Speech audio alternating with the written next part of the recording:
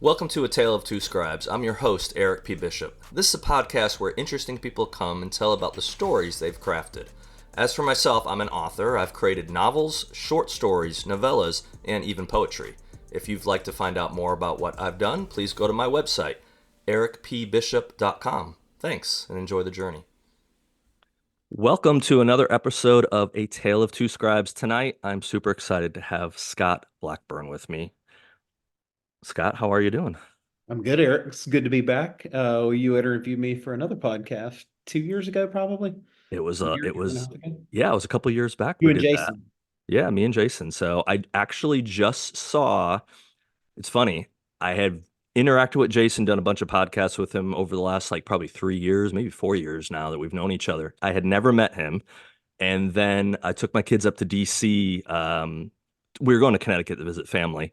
We stopped in Yeah. DC for a few days, and Jason lives up in the area.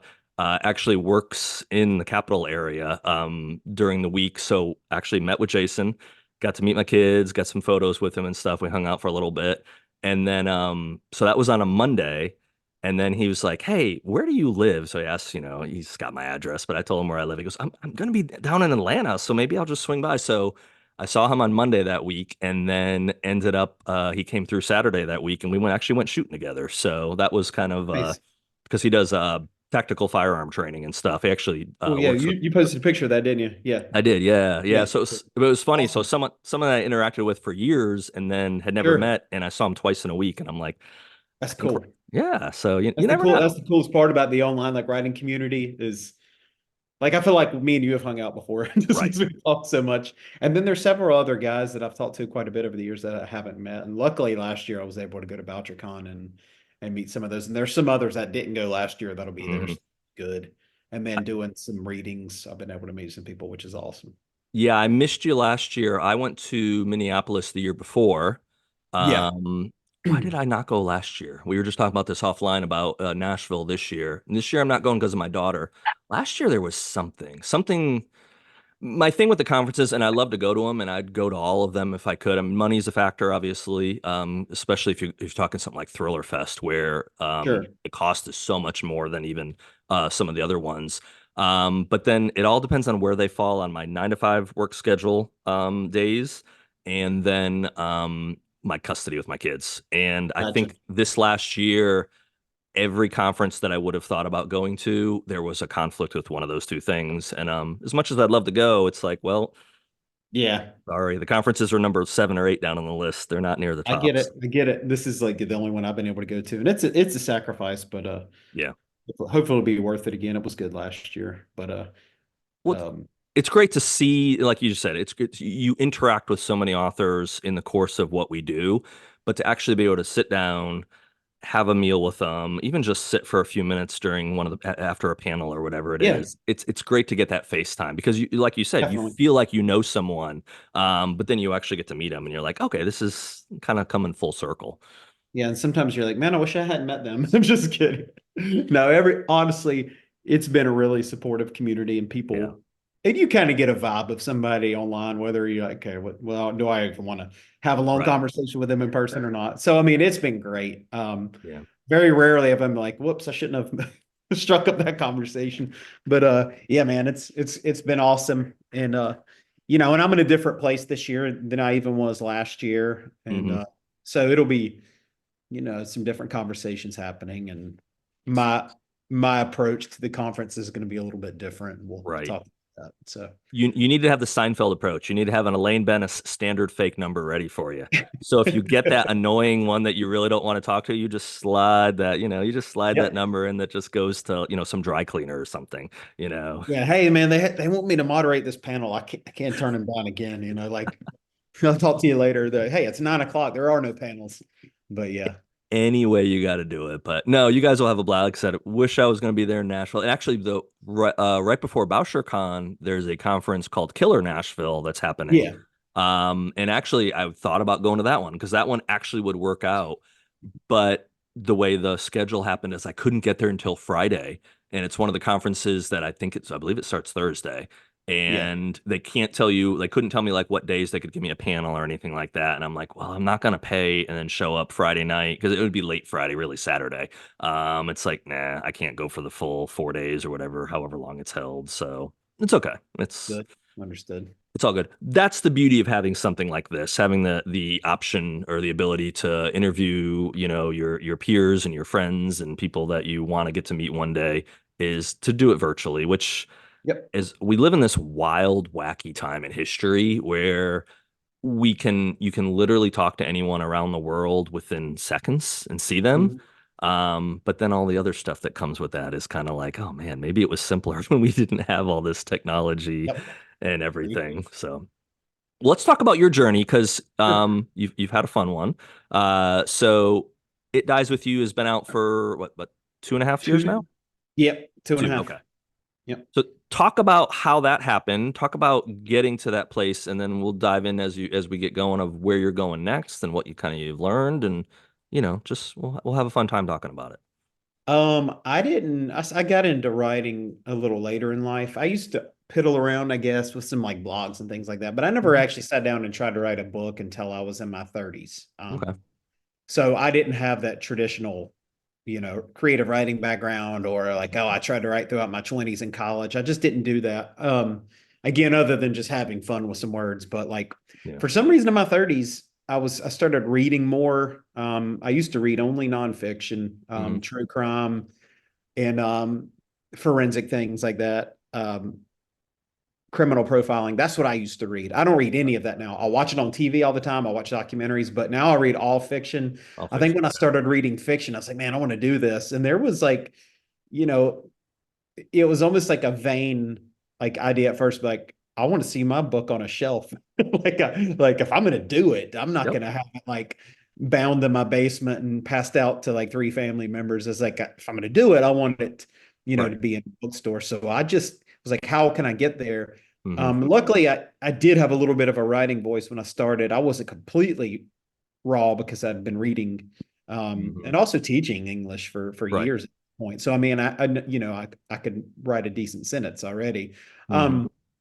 But I was like, how do I get better? And it turned out that to help my teaching career and my writing career, an MFA was sort of like my path to like Okay. getting better at writing at first. So I did do that. Hmm. I did it honestly more for the writing than the teaching because in North Okay. Carolina you don't even get master's pay as a high school teacher unless you had your master's before like 2013, which Oh is wow. insane to me. Like I don't get a dime for it at the high Yeah. school. Um, but it did, I was lucky enough to have a couple really strong mentors and Okay. they kind of kicked me into shape. And I landed my first agent before I even graduated. Like a week before graduation, I got an offer from an agent. Hmm. At that point, I'd only been writing for like 2 years. So I felt like I remember thinking at the time, like, hell yeah, I'm on like a meteoric rise. Like, here we go. You hit the Uh, lottery. I thought I did. I thought I did. But Yeah. I didn't. But I didn't. I I love the honest. didn't. I love the honesty No. for everybody listening. And I wasn't like vocally like cocky about it, but in my mind, I was like, hell yeah, let's do this. Yeah.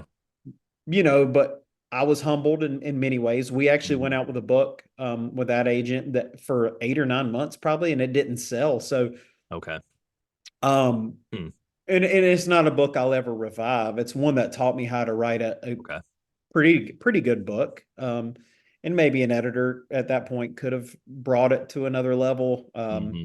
Looking back on it now, it did obviously needed some work. Hmm. But when I started writing a second book, that agent wasn't too excited when I sent him some pages of what was It Dies With You. And Okay. I Yeah. was very excited about it. I was like, this, I feel like this is me. I feel This. like this is Yeah. my voice in this book, and it's a story I want to tell. I felt like it was the first book I'd written that was like totally Scott Blackburn and not, Hmm. Ron Rash or someone else, whoever influenced me. Um, so I walked from that agent Hmm. within 30 minutes of him telling me he didn't like it. And I just said, thanks for your time. It was no hard feelings. He's Right. got plenty of money and plenty of good clients. He's fine. He's okay. I'm fine. I was a little heartbroken at first, but I was like, who have I always wanted to be my agent? Hmm. And I had a list, and at the top of my list is the one I have now. So I Okay. was lucky. I sent one query. Wow. But I don't like posting that online a lot because people are like, what a dickhead. Like, I've been You trust bragger, how dare you? I spent a exactly. thousand query letters and still Yeah. got rejected and kicked in the face. I'm gonna talk about it too in a second because if you're querying 1,000 people, I'm wondering about 800 of those. I'm wondering if they even have any credentials whatsoever. I know there are a lot of agents, but some Yeah. people like I've gotten 500 rejections. I'm like, damn, like is your mom one of the agents? Like, who's left at that Why point? doesn't your mom love you? That's Yeah, a yeah, therapy session, you exactly. know? But I was lucky in that regard. It was a very targeted query. Like I Hmm. really, really, really felt like that was the right agent, and luckily Okay. she did too. Hmm. Um, and it came with two agents because she had a co-agent, so I have two, Okay. which is weird and cool. I mean, Yeah. I'm pumped for it. And so we went out with it. I was with you for it wasn't on the market long, 5, 6 months, and we got my first offer, which was great. I always Hmm. expected it to be a phone call when I was like trying to get in the shower or something, but it was like I remember it was in January on a Tuesday, like lamest month probably, and the lamest day of the week, especially for a teacher. It's like, what's the point of a Tuesday? And I was between classes, and it came through like on an email, Hmm. like it just said like offer in the subject. It's like, oh shit. So I didn't even hardly have time to react or like text my wife or anything like that. Yeah. But Crooked Lane Books bought it. Sarah Henry edited it, and she's great. We're close friends Hmm. now. Um, and I'm proud of what it's done. And Crooked Lane's a smaller publisher, Hmm. uh, well known, but smaller as far as like there you have your what is it, the big four now. Yeah. And they're more of like like an independent traditional publisher. Hmm. uh, but it's been a good experience. And now where I'm at now is I'm in month 9 of submissions with my second novel. And here we go again with me having to learn lessons because Yeah. when we went out with the second novel, in my mind I'm thinking my first novel earned out in like 10 weeks. It Hmm. did. For what it got up front, I was very pleased of how quickly it earned out. Yeah. And it's not a bestseller.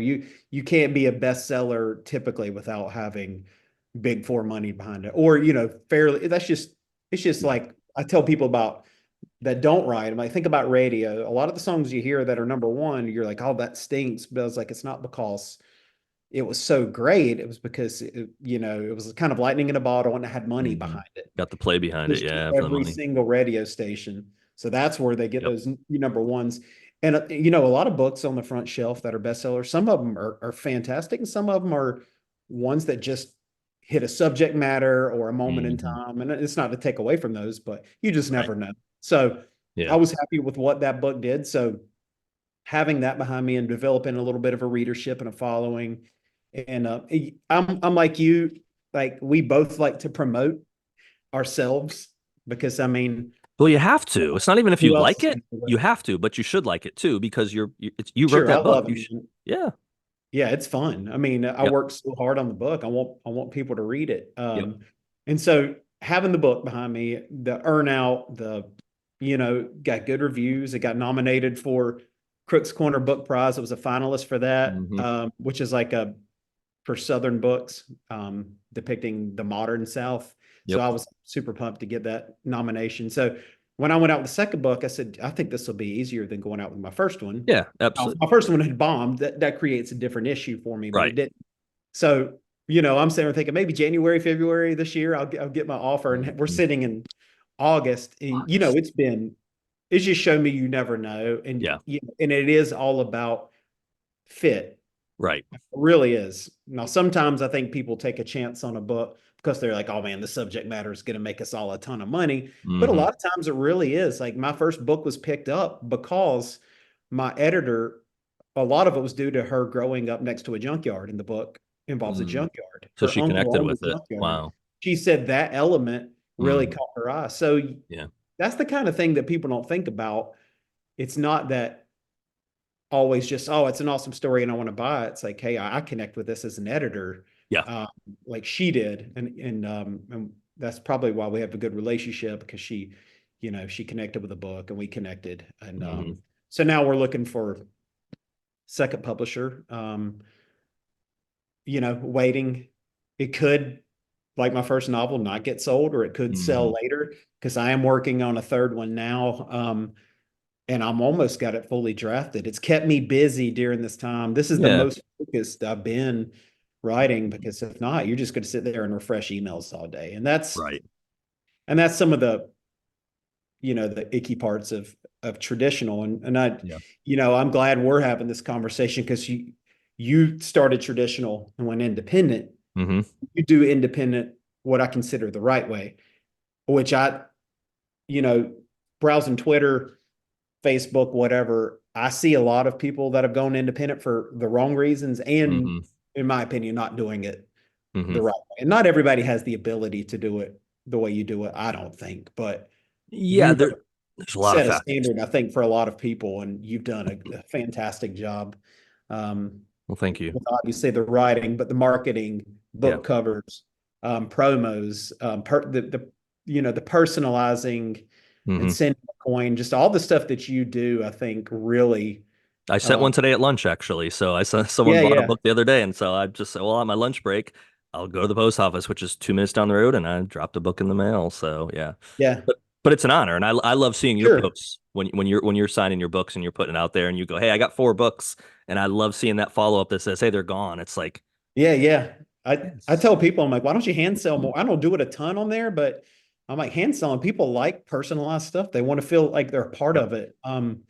And I'm a North Carolina teacher. I need every bit of money I can get. Not that I'm making bank off of hand selling a book, but hey, you know, every So little bit helps me to continue this writing madness. I had someone email me Friday last week. I think it was Friday. She just actually replied back to me this morning because she said, man, I want a hardcover for The Body Man and a hardcover for Breach of Trust, but I don't do any of the like electronic, doesn't do PayPal or Zelle or any of these things. And so I'm like, ooh, this makes it more complicated. I don't normally get checks or ask for checks. Do they still write checks? I guess we could go that route, but she's close by. So I was like, hey, I might go up that direction this weekend. Maybe we can just find a neutral spot to meet at a coffee shop, and I can give you 2 books. You can hand me cash or whatever. And but yeah, that I like you to be able to sign the book, to be able to get it to someone. And I know, like, if you're Lee Child or you're a bigger name person, yeah, you probably can't offer it on your website because you'll Sure. be probably spending 8 hours a day just signing books. So it's Oh, probably not feasible. And but for those of us that, don't sell as many as them, we'll just put it that way. If you can offer that service and if you get big enough that you can't or you have to bring other people in to help with it, that's a good problem to have. hey, So I'm here for that problem. I know, absolutely. That's the But way I look even at it. then, and I plan on getting there. Yeah. I plan on getting there. I mean, I don't set my goals in the middle, like I want to get to that point. Yeah. But I always do want to try to keep, that connection with fans. And I think Hmm. people like S.A. Cosby, who look, I knew before he blew up, he's the Right. same dude now as he was before he blew up. And he does interact with people online. And that's the cool part about the writing community Right. online. A lot of the people that, if you weren't a writer, but you were a reader, you're like, oh, this person's a major celebrity. Like, no, Hmm. they're just a person that writes and They're just a person that talk to writes. Yeah. people online. I've talked to Joe Lansdale online. That's like one of my favorite writers. And, Hmm. he's got the TV shows, movies, books, and, he's just a guy online. Hmm. So it's cool. Well, But I I've always talked want to about have it. that connection with Yeah, I people. talked And about it in some other podcasts. I think part of that is because normally, like you mentioned for yourself with your story, you didn't really start trying to write a novel till your 30s.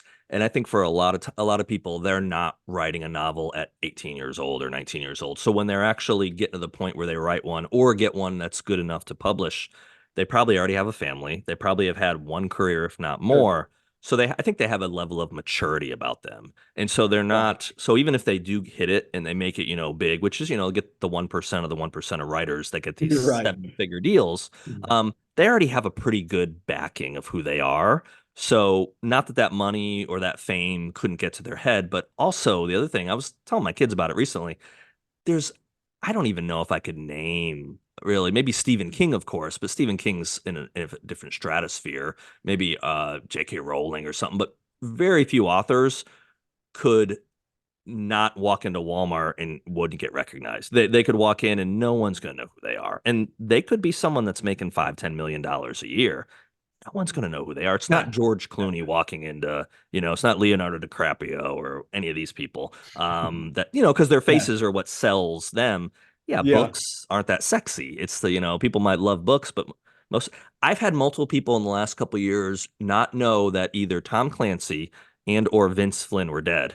And I started conversations with people. They're like, "What? Vince Flynn's dead? I just saw a book in Barnes and Noble as a new release." I was like, "Yeah, I know the person that wrote it. Yeah, it's not Vince Flynn." So, um, Right.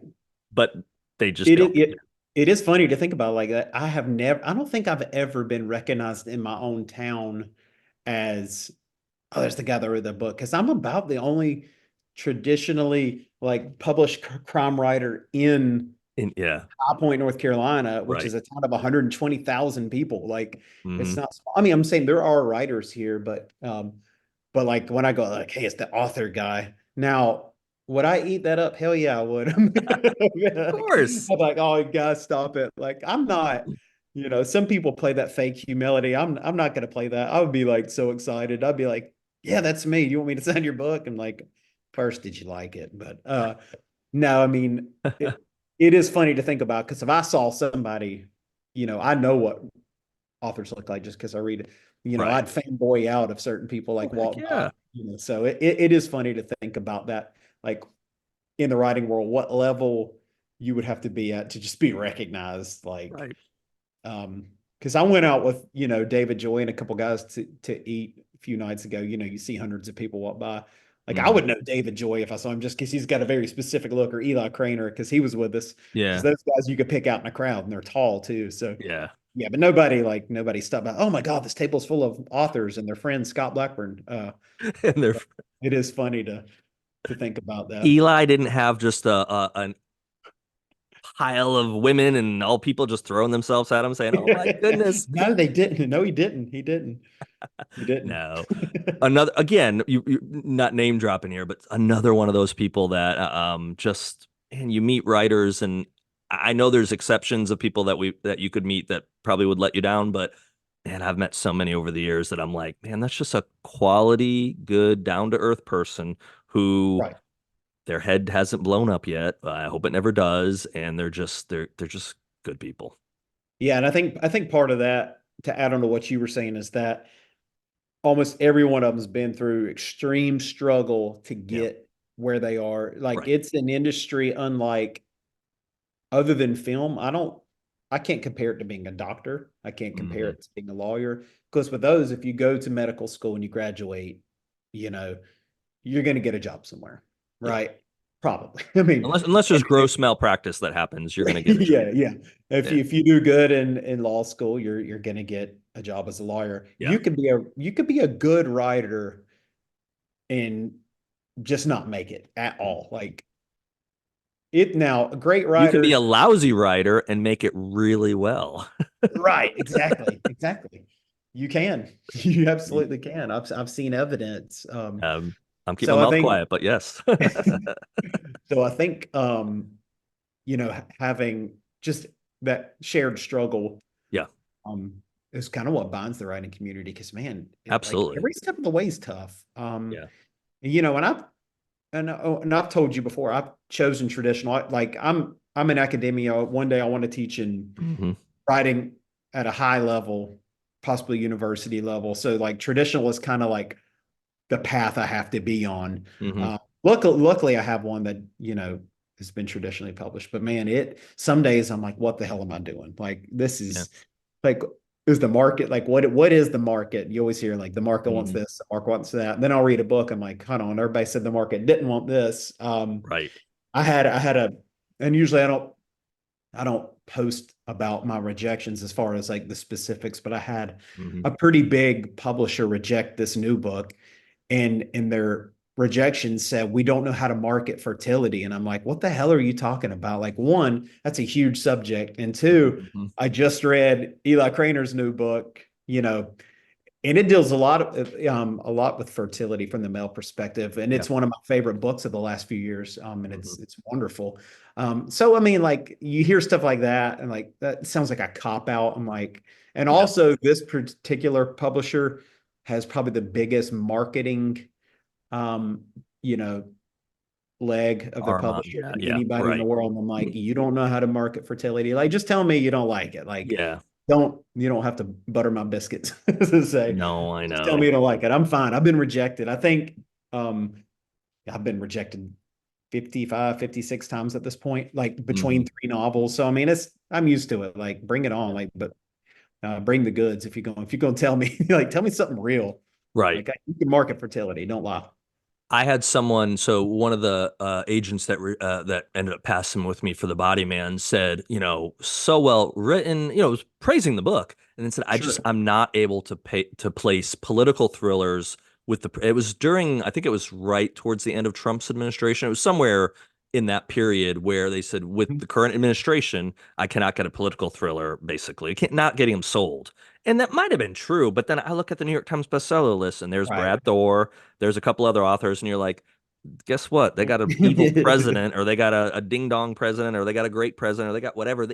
It's political thriller. And so, Yeah. and I thought same thing. Okay, was this a cop out? Or did they really like it and they just can't sell it? Or did they really not like it? So, like, we'll just say I can't sell a political thriller. It's like nowadays you can't Yeah. sell a political thriller. I mean, okay. Yeah. Well, we don't know how to market this. I'm like, Yeah. homeboy, I'm doing 99% of the marketing. I don't care how you be. Like, Yes. get to know me. Like, look at my social media. And I don't have a huge following, but damn, like, I put into some like, especially when my book came out, I try to market. And like, Yeah. I think that's the hard part about being on submissions is they see the book, and some of them seem close to buying it or Hmm. really interested in it. And some of the editors will go the extra step, like, let's see what they're doing on socials. Let's see what their first book was like. Let's see the response to that. Right. Um, it's tough as like in my shoes because I want them to see the full picture. I Hmm. try to be a Swiss Army knife in this. I don't try to, writing's the most important aspect, but I want them to see that I will bust my ass. Hmm. They don't know how well I can revise. Like, I'm probably better at revising a book than I am writing one. Like my editor will back me up on that. She sent me notes and like with a week later, she's like, "Holy shit, you did all this already and you added your own notes and then wanted to revise again." Hmm.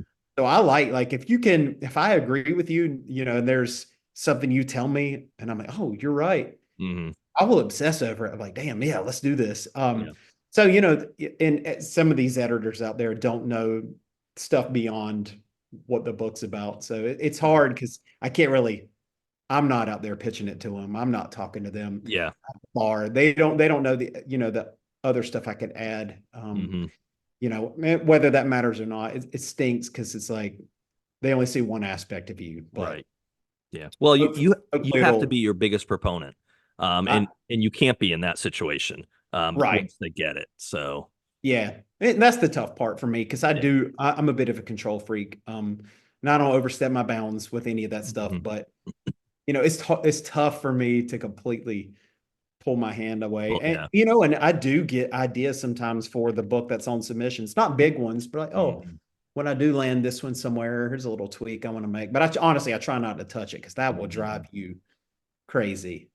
I'm not going to be like, hey, I got an idea. Let's change this and pull it off the market. Unless it was something I knew would completely change the game or something that was just like a, Yep. big moment. Because sometimes I had a friend recently, they pulled his book off the mark. They were shopping and pulled it off the market because Mm. him and his agent both agreed, this is what was missing. And these two notes from these editors back kind of what we were thinking of. Okay. So let's tweak it a little bit and get it out there, and which I'm not Hmm. against that sort of stuff, but Yeah. it's tough just sitting back and getting rejections and Hmm. it'll sell one day, whether it's this book or the next book or Yeah. you just keep doing it because you love it. And That's the key. The key is you that's, keep doing it because you love it. And you have to, though. I mean, you don't have to, but it helps you so much in this industry to have some level of self-confidence. And it's not having a big ego, but man, if you think that you wrote a lousy book, and if you think you're not going to be able to write another book, you're probably going to be right. And I you're don't think you speak 100%. things into existence, but I do Right. think you can talk things out of existence. I think you can talk yourself out of doing something just by what's going on in your own head. So you've got to find Yeah. some element of positivity when there is very little maybe to grab onto. Yeah, I mean, words definitely have power. I do try to manifest things, yeah, I'm not thinking it's a magic pill. Like I say, this is going to happen, but I do like to speak Hmm. things and Yeah. believe in them. And there's people I know that put so much negativity out online about their own work Hmm. that personally, if they get picked up by the, highly respected publisher, I'm probably not going to read it because you have convinced me that your stuff is not worth reading, Right. or not worth fighting for. And I think that's where I also see, like, we was talking earlier about you being independent and doing it the way you do. Yeah. I've had to bite my tongue twice on this week because someone said, like, traditional is not for me, but they have never tried traditional. They Hmm. sent like 5 queries out. I'm like, if you want to try traditional, you have to, like, really try it. Like, Yeah. It's a process. send in 5 queries and be like, yeah, this hurt my feelings. Getting this back, I can't do this. Yeah. I'm not so sure that's the situation where you're like, all right, I'm going to independently publish this, Right. because I think that's the wrong reason. Hmm. Well, Um, and someone like that too, it's good. It's a good possibility that okay, I'm just going to do it myself, and I can be the one to attest to this. This isn't like a little, I'll throw a little something at it. I mean, yeah, you can half-ass an indie book, and maybe it'll sell some copies, but you can almost guarantee if you half-ass it, you ain't going anywhere, and no one's going to come at you when you get the next one, when you decide to do the next one, because that each one has to be done as good as you can do it, as good as you're able to possibly do it financially, marketing, everything. Every piece has to be done as well as you sure. can do it, or you're shooting yourself in the foot more so than just sending query letters to agents. So, Right. Yeah, I agree. And so I try not to, like, weigh in on those, but some of the ones I've seen, I'm like, and people are like, yeah, like, go empower yourself. I'm like, is it empowerment at that point when you haven't even tried, right. or you've given up after a month? Like, Yeah. if impatience is the reason you want to go in independent, I don't think that's the one. Now, I know Mhm. that is something that plays into it. You do have to Right. wait on traditional, but if that's the only reason, um, you know, I'm not so sure, but Yeah. you have to do it right. I blurbed a book last 2 years ago that was independently published, Hmm. um, and it was just done impeccably well. Like, Hmm. as soon as I got it, I was like, all right, this guy. And I had a feeling getting it, or I wouldn't have ever agreed, like, to Right. read the entire book. It's just some random dude, but sent Hmm. it to me. Cover was great. The design was great. The layout in the book was great. The writing was good. Hmm. So those are the people I'm like, hell yeah, like, you did it right, and you did it for Yeah. the right reasons. Yeah, and that's I think from the get-go you got to figure out what your, for any project, what's your goal. And you have to be willing to adjust at times because like,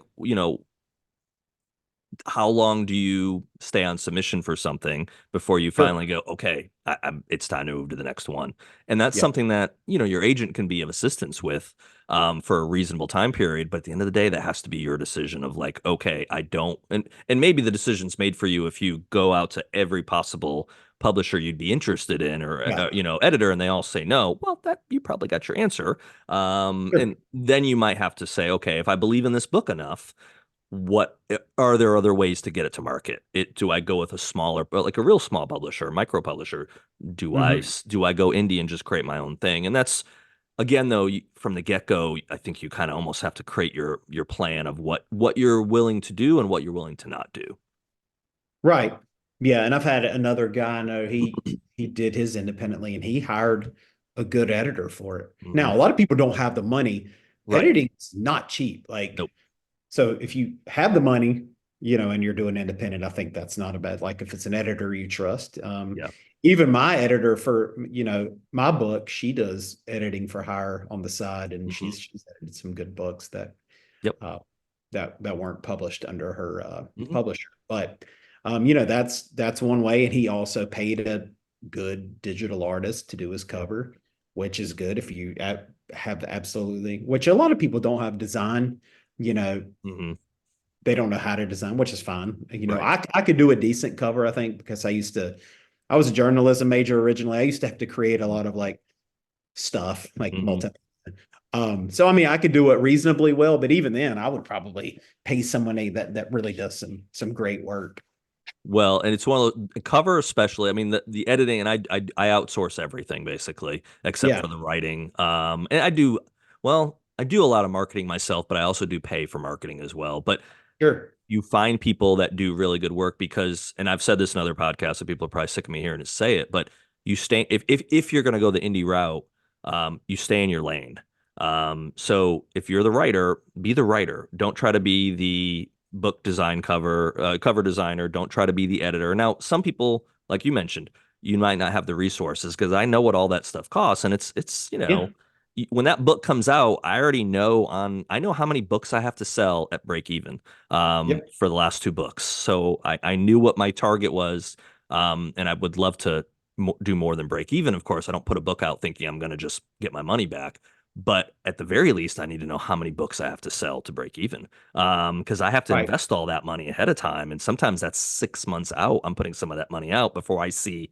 I've got a book on pre-order right now that comes out in December. Cover's Mhm. already paid for. Editorial hasn't been paid for yet, but it'll be paid for here in another month and a half. And that's the final copy edit. So that money's just gonna, comes out of an account or however you pay for it, and then you waiting to say, am I getting it back? Am I buying that second Fiji island? No, ha ha ha, not gonna happen. So good luck if that's your goal. But no, you've got to be able to. But for those folks that don't have that option, they don't have the. Right. I didn't years ago. I wasn't in a position 5, 6 years ago when I first started because I was actually. We might have talked about this in other conversations we've had, but early on I got a bunch of rejection and I had like a really well-known author that said, "Hey, seems like a pretty good book." And I gave them a copy. They're like, "Just self-publish it." And I'm like, I don't have the ability to pay for a cover design and all that. And they're like, "Oh, you can probably put something together." And it was like, "No, no, no, no. We don't want to do that because if I'm going to put something out, that's going to be my first foray and that's your reputation on the line. So Yes. if you put out something subpar, um, you're probably going to end up with subpar results." Yeah, I agree. And people have to take, and that's why I was excited to talk to you because you've seen traditional, you've seen um independent done well, and you've done independent well. Mhm. And then there's the in between, like you said, with micro presses. Some of my favorite books are micro press books, but there's also micro presses out there that are traditional publishing that Yeah. are buying stuff that, in my opinion, is not ready for the market. Not that the writer's not good, but Mhm. damn, stuff needs to be vetted. Some of these micro publishers aren't even giving feedback, like, oh, this might sell. We'll offer them $500 or, give them a 60/40 split on sales or something like that. Right. But what's happening there, if it's not a respected micro publisher, people are committing to it. And like you said, this is their introduction into the literary world. Mhm. They're putting that product out there. And a micro publisher, if you sell 500 copies of the micro publisher, that's actually really good, Mhm. from what I know. Yes. Um, so, you know, you have to consider that if you're like, oh, they offered me and they're traditional. You got to look at their reputation and look what they put out there. Look at how many reviews they're getting, or Mhm. even how many good reviews. Like, because if you sell 110 copies of a book and you're like, hey, I'm going to go to a bigger publisher next, that's going to create, unfortunately, you know, it creates an issue Mhm. most of the time. Yeah. My editor, she said there was somebody I talked to, or I was talking to her at BoucherCon last year, and she pointed out a guy who was walking by. She was like, you know what? He wrote a good book, and I wanted to offer on it. But she was like, he chose a really, really, really bad publisher for his first Mhm. one, and it just didn't sell any copies. And she was like, that's hard because like Barnes and Noble's one of the ones that looks at that. They want to Mhm. know what you've done in the last 5 years because they're going to obviously put your book near the front of their store when it comes out. And that's Right. one traditional publishers go to. So you just Mhm. got to be very careful and don't let impatience. Yeah. I know it's great to see your name on a book cover, but you know, this is just me warning people out there. There's some awesome micro publishers, but be careful because you just don't want to get yourself in something that Mhm. can't get out of, or you might have to wait years or Yep. change your name. Yeah. I know of people that have had to change two pen names just so a bigger publisher could pick them up We'll and pick them like up. erase Yeah. their sales record. So Mhm. that's my advice, and that's from friend, like close friends Yeah. that I've told. this and my own editor. It's not that I'm some, genius on the market. This is just stuff people have told me and warned me about. Yeah. Well, I've I think seen that. that's good to kind of share with others. So I just in the last not very long time period, I've talked to two different people, and one of them they went with a pretty small publisher, but that publisher required them to pay for the edits. So they had to pay for the editor, but the publisher chose the editor, so they had no say on who the editor was. And it let's just say it wasn't a small amount. And they had multiple books that they were going to come out with. And so they knew from the get-go they were going to have to front, a sizable amount of money, in my opinion. And I'm just like, oh my goodness, you did it. And then another person that I spoke with recently, they went with again another smaller publisher. And the problem they had was the publisher ended up folding and they never saw a sales report. They never made a dime. They never got a cent. They didn't make anything Sure. off it. So you get a book that comes out and you go, yay, but it gets pulled down within 6 months or a year, whatever. I don't remember what the time period was. And you didn't even know if you sold 5 copies or 50 copies or 100 copies. No information was ever given. So, like, some of those horror stories end up making its way back to Right. me just through the contacts I've made. And then so I try to use the platform here to kind of just help people. I open up, Right. people tell people to reach out to me if they have questions. I'm glad to try to, just kind of help them in what I've learned. Because I hate to say it, like with any industry, whether it's the music industry or, Hollywood or anything, there's bottom feeders. There's people that are just trying to make money Yeah. off you. And Yep. you got to be really careful. And that's why going the traditional route, that's one thing that it typically takes care of is you don't have to worry about there's no investment from you. The Right. investment is what you wrote and also the time you're going to spend Right. to then wait on months and months and months maybe to get even simple answers on stuff.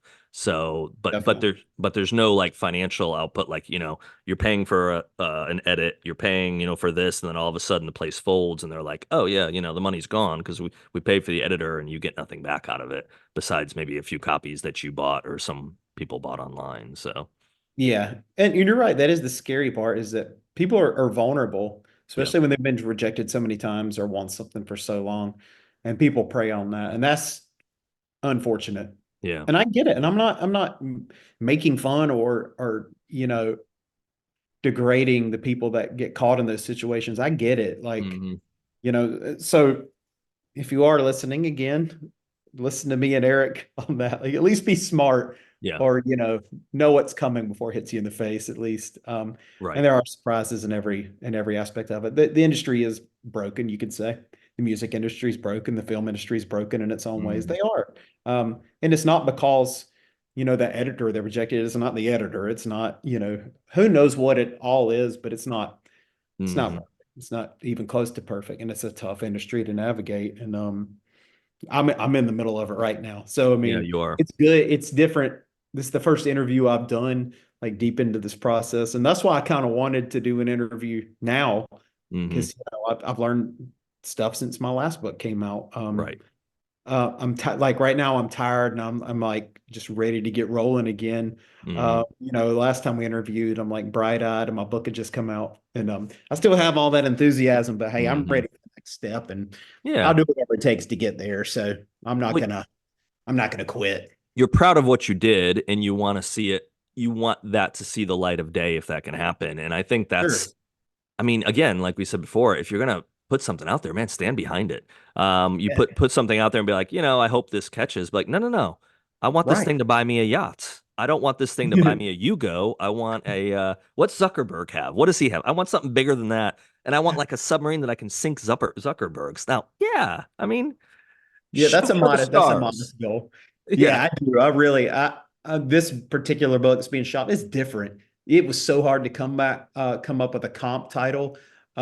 It's a little less like when I look back at my first book, there's certain familiar beats it hits, with some other crime fiction. With this one, it was hard to, it really was. It was like, it was hard to come Hmm. up with a comp title. And that could play into, some publishers might not like, how do we, is it literary? Is it crime fiction? Is it both? I'm like, it Yeah. is what it is. It's what I wrote. And I'm proud of it. And it's going to change. It needs an editor, Hmm. eventually.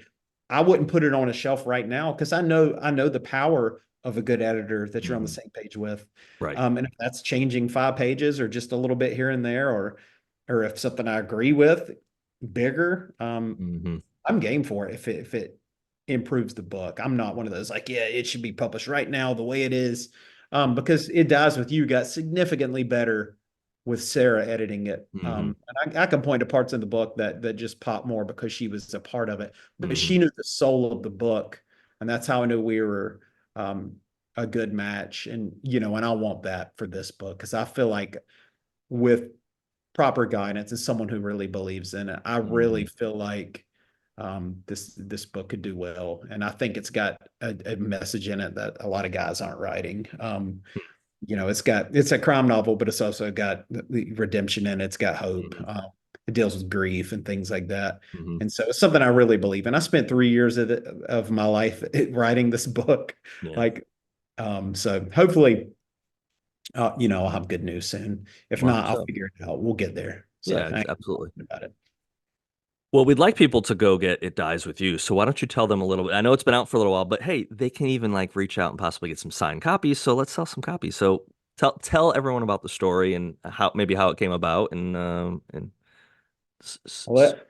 what what's the blurb on the book? So, yes, you could totally reach out at Scott M. Blackburn on Twitter, X. I'm always going One to of call those it sites. Twitter to get over. I know. They're tweets. They're still tweets. There's still Okay. tweets. Facebook is posts. All right. X cam. Anyway. Um, so my first book came out 2 years ago. It Dies with You. It's a modern Southern fiction book, crime fiction. It's got some literary elements. It's about a young boxer who's kind of down on his luck. He's been suspended from his boxing career due to an Hmm. altercation he had after a fight. Towards the beginning of the book, and I'm not going to give any spoilers. This is on the flap description. Hmm. Um, Gets a call that his estranged father was murdered, unsolved murder. They don't know who did it, but he was at his place of business, which was a junkyard Hmm. back in the main character's hometown in North Carolina. So the other like shocking news he gets a couple weeks later after the funeral is that his father, who again he didn't really speak to, maybe once, twice a year, Hmm. has willed him his junkyard. Like, so this guy down on his like, don't have much money. He's like, well, at least I got to go move back for a little bit, maybe run it for a little bit and sell it. I got to get Hmm. some money out of this. So when he goes back, that's kind of when things really get hairy for him. And, there is a body found, an additional body. And so he and his dad's former employee, who's kind of this wise ass 70-some-year-old Vietnam vet that drinks on the job, you know, they start wanting to figure out who's responsible for these two Hmm. murders. And then, it's connected to a local missing persons case. A teenage girl whose family, her and her mother and her brother moved from Mexico. Her brother went Hmm. missing. Um, and she's looking for answers in that case. So the three of them kind of become this like amateur sleuth unit looking for answers to these two deaths. My editor says it's what's the name of it? Only Murderers in the Building, but it takes place in a junkyard In a instead. junkyard.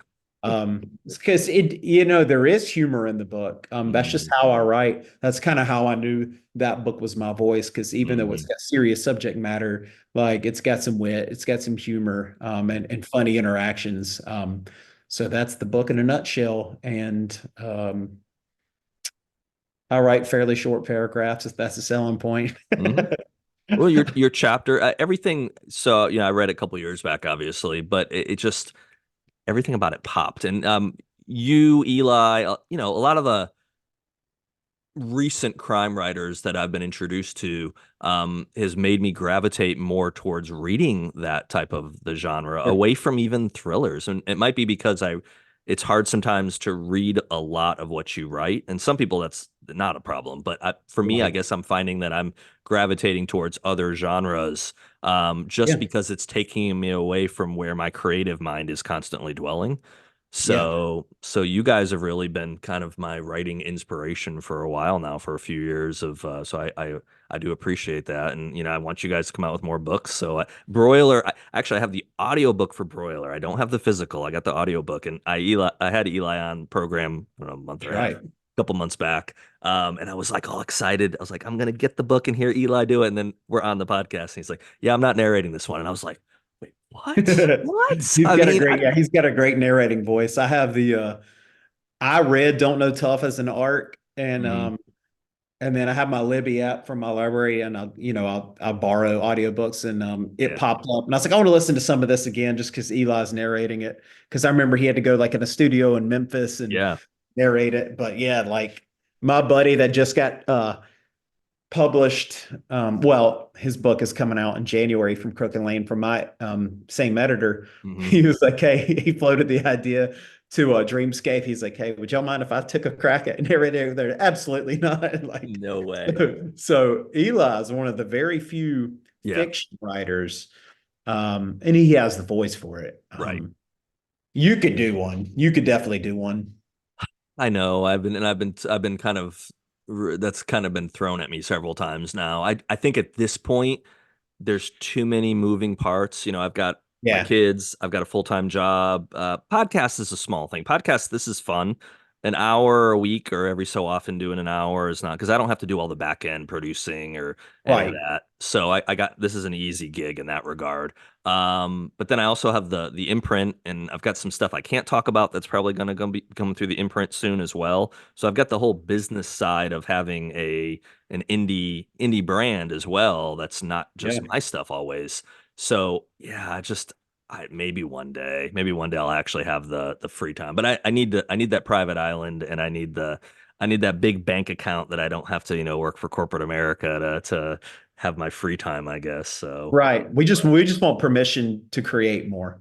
That's yeah, all it is. That's all writing is. yeah, I want permission to be able to do this and create more and write more. absolutely. Get it. Like I don't know if I would ever do the audiobook thing because I know that would take some time and I'm a perfectionist. I would drive myself crazy. I would Um edit my book as I was going. yeah, Like, why did I say that? yeah. That was stupid. I'd I be would like trying to struggle. change it. But I would love like I could see if I ever had the time one day to like mess with a movie script, Hmm. just to see. Because honestly, and listen, this is not knocking any filmmakers or writers out there, but it's easier than writing a novel in many ways because Right. I've actually written some of a script, but boy, it's fun though. It is fun. So that's Hmm. something like one day I want permission to be able to do. Yep. Or there's been some movie interest in It Dies With You. I would love to consult on it if it ever Hmm. gets picked up. We'll see. But yeah, I just want to create some stuff Yeah, and you put just it. want to, and I think that's kind of the common thread. Again, we were talking earlier about kind of the marketing side, which you're really good at it. I do a lot of the marketing stuff.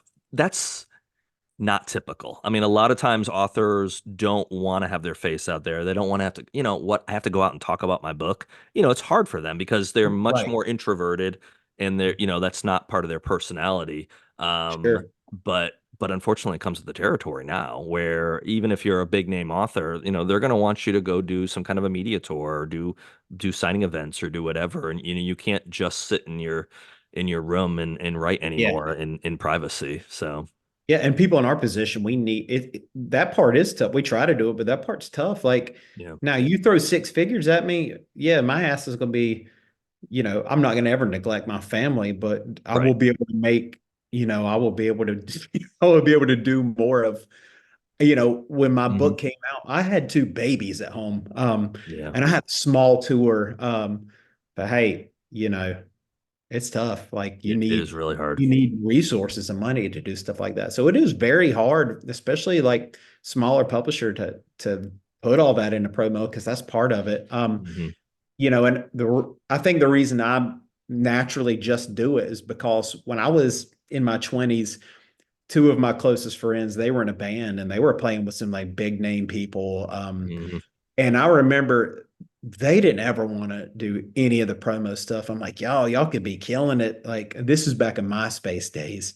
So I Okay. was like, y'all could be killing it on MySpace. That's like people are listening to music on there. Yeah. And they're like, hey, will you help us create a profile? So me and my like roommate back then both like, yeah, we'll help y'all. So we did it on MySpace and we were, making flyers and videos, Hmm. just post, and then it went into Facebook and then eventually Twitter and Instagram. And it ended up, blowing up fairly big. I think Mm. then getting tens of thousands of Twitter followers, and Okay. they ended up, two of the guys moved to Nashville full time and they write for a living now. Wow. But seeing them, they were so concentrated on music, which is great. And later they got into the more of the promo, and they would get excited, like, "Hey, man, that post got so and so reach on." Hmm.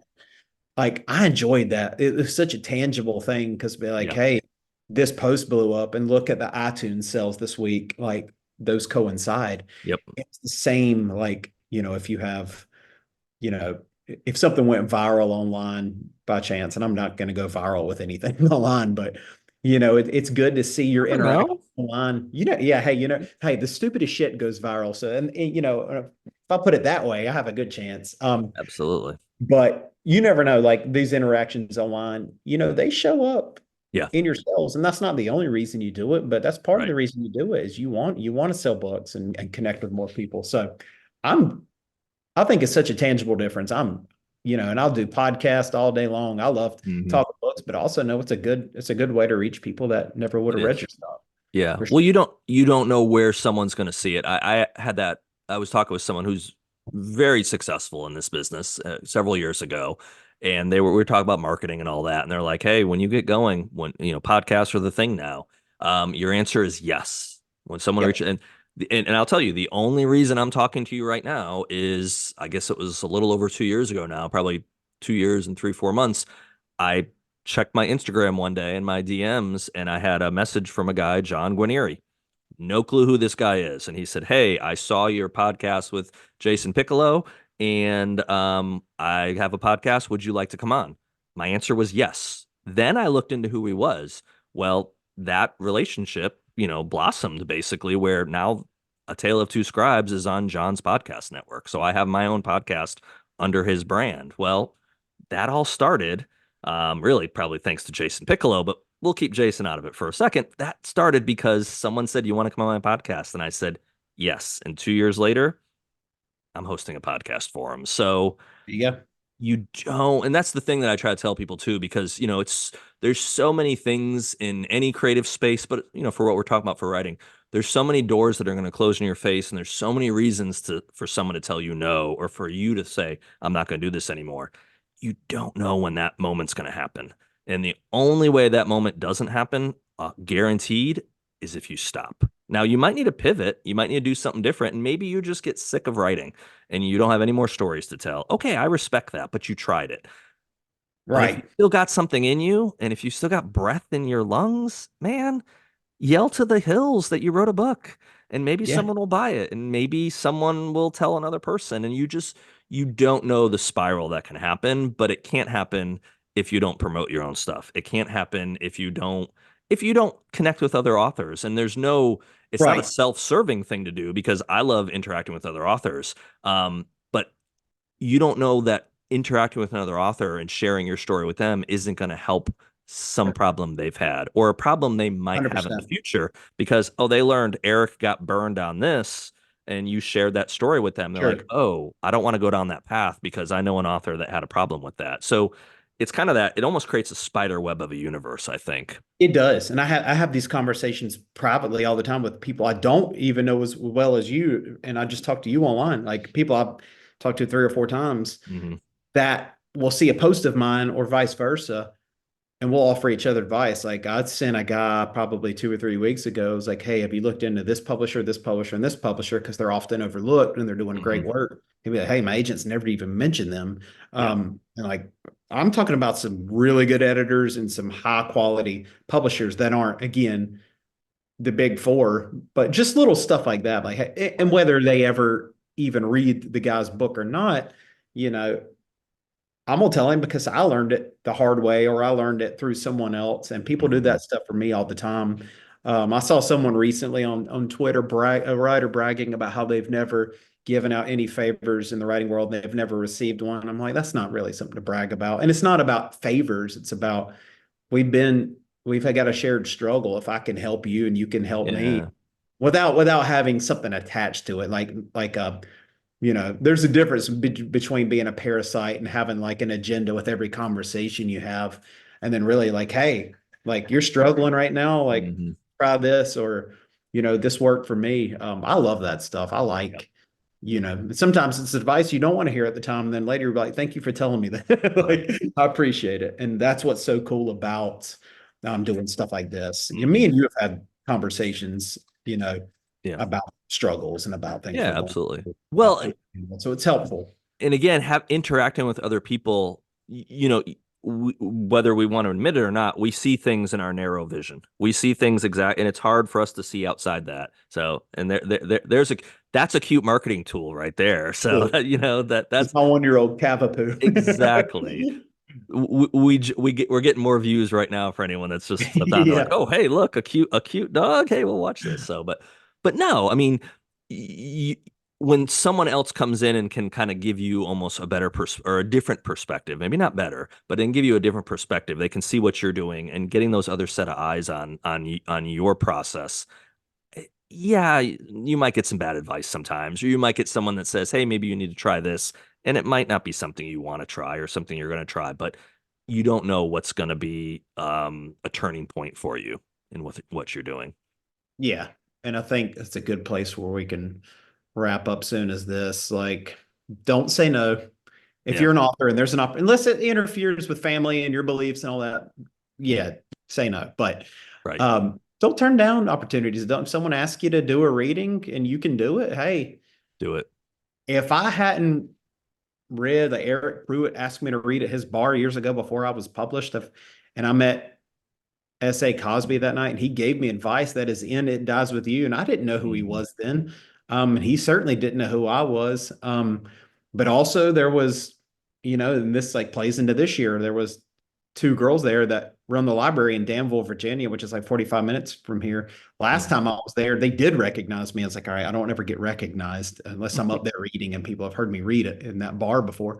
They're like, hey, Mhm. we got this event and we're gonna have you and Steve Weddle and some other people Mhm. like, and we're gonna feature your book in Danville, Virginia's library and the bookseller. And we want you to come out. It's like if I hadn't have done that reading and taken that chance, you Mhm. know, little opportunities like that just don't present themselves. Otherwise, I'm just sitting at home, just saying no to everything. Like, oh, that makes me uncomfortable. I don't want to read there, or I don't want to talk to this person. So, I mean, unless it really, bothers your soul and your brain, like, don't turn down opportunities. Don't Like, know. That's great people want advice. to hear your stuff. People want to connect with you. They want to see you in person. Yep. They want to see your autograph on that page. So take advantage. It's an honor to be Mhm. able to do stuff like that. That's you took the words out of my mouth. I was gonna say it's an anytime someone wants you to sign a book, man, that's an honor. Oh And yeah, it absolutely. feels weird. I know when I first started getting asked for people to, send books or sign books, it felt weird, but I quickly told myself, hey, you have people that you've met that you want an autograph for. So just Yeah. think about that and think about that person's asking for you, man. That's a privilege. You take advantage of that privilege in the sense of you embrace that and enjoy that. Yes, sir. Because not everyone gets that. So well, speaking of the privilege and everything, let's transition to our final questions. Their final question. I think you'd agree with me. Life's like a book. You're gonna have first page, you have a last page. None of us know how many pages are in the middle, but as an author, as an acclaimed author, you get to write your last page. So, Mr. Blackburn, what does your last page say? In my life, However you would like to take that question, and I have had answers that span the gamut. However you would like to take it. What does that last page say in your book that you're let's writing? say this is nonfiction and it's my life. I do want it to say in some kind of flowery, we could be flowery now because it's like at this point, it's like a eulogy, right? It's on the last Absolutely. page. This is your So gravestone. No, kidding. yeah, I mean, hey, whatever. And yeah, an epitaph. Uh, I would want it to say that, how can I put, I already know what I'm going to say. I need to put it into words that make sense. That even if I didn't reach all the goals that I Mhm. set in my career, in my writing career, that I gave it everything I had, Mhm. didn't leave it to chance, and didn't leave any stone unturned. Because that's the only thing, I can get mad at rejection, and I can, get bummed that, or I try not to read reviews, but I could get bummed at that stuff. But the only time in life I ever have like an actual regret is like, shit, I should have done that. I had an Mhm. opportunity to do that and I didn't. I don't, and so I want to, my final page, I want it to be, a reminder that I didn't, leave, stones unturned and I didn't turn down opportunities or not seek certain Mhm. opportunities out because I do set my goals high. And I never, if I don't reach those, it's not because for a lack of trying. I want to give Right. everything I have and enjoy the process and be happy, but give everything I have to reach those goals and not let anybody dictate my Mhm. success. So there you go. Did that make No, any that sense I there? like it. Well, there's so much of life that's out of your control, and you have Right. to, I you can don't have control to, that part. but that's the part you can control. You can Yeah. control what you're putting into it. You can control what you're putting out in the universe. What the universe Yeah. throws back at you, guess what? You don't always have a say in that, but you do have a say in how you respond to that until you don't have a say anymore. And at that point, then who cares? So, and Hey, they'll know I tried. They'll know I tried. They're we like, will. he was an author? Well, he tried. God, he tried so hard. So since you got your I didn't put my hat on earlier. So since you got your LA hat, I'm gonna have my Red Sox hat on, which uh we're gonna go with the Red Sox over LA. That's okay. Actually, Dodgers is one of the few, it's the only West Coast stadium I've never been to. So I've been fortunate. I've traveled a lot with Yeah. work, with life, and I've tried to, I'm not saying I'm going to get to all baseball stadiums, but I'd like to at some point maybe say I got to most of them. Every time I've been in LA, the Dodgers, it's either not baseball season or they're not in town that week and I've been there a lot of times and Yeah. I just can never seem to catch an LA game. So I've only been in Fenway. I've only been in Fenway. I've been you can by. die a happy man then. Hey, it You've was been to awesome, Mecca. dude. It was awesome. I've been by Yankee Stadium, but and I drove past Dodger Stadium Hmm. um, when I was in LA. It was up like it's away from downtown and all that stuff. And it's kind of up where Yeah. they were like, yeah, you might see like John Hamm hanging. I'm like, yo, I'm a John Hamm fanboy. If I see John Hamm near LA Dodger Stadium, I'll follow him right in there. And there's even like a a sentence or two in my book that's on submissions about that. Like the guy's families in Los Angeles are like they're out taking like a long trip around the United States, and the mom Mm. she sees John Hamm is because of that. Because I've been by Dodger Stadium and talked to somebody that said I might see John Hamm. So yeah, I don't watch pro baseball, watch college baseball, so I'm allowed. And plus, North Carolina doesn't have a team, so I can wear any damn hat I want to. And I'm We're, not a Braves fan like everybody else in North Carolina. yeah, I don't have a team. you're I'm a you're hours from me. We're not close next to each other in North Carolina. So right. I guess I know for me, the Braves is the closest major league team. For you, actually, it might actually be the Nationals. The Nationals Yeah, I might be think it is closer for now. you. Yeah. 4.5 hours. Yeah, Yeah. So we they're went kind of by cool. this They seem kind of cool. went by the stadium a couple weeks back. So we were in the area. There's some people on the metro that had it was a game day. So there was people dressed up. I told the kids, "Hey, we go see a baseball game." My kids were like, I'd wear that hat. Yeah, and I love DC, so I'd wear that hat. yeah. Well, hey, thanks for coming on. Where Yes, should sir. people go to get It Dies with You? And where should people go if they want to, get your John Hancock on, dogs, baseball caps, novels, any t-shirt, Well, Bucky's my t-shirt, website, anything. oh yeah, So, the Bucky's t-shirt. Um, my website has all my social media links. Scottblackburnwords.com. okay. And yes, I will personalize. If you email me, put the email address on that website, which is scottblackburnwords@gmail.com, or Instagram, social or Twitter. Those links are on there. So or buy the book without an autograph We're okay anywhere. with I that. will tell you to order it through my local store, but they shut down. We don't Mm. have any bookstores in High Point, North Carolina now. None.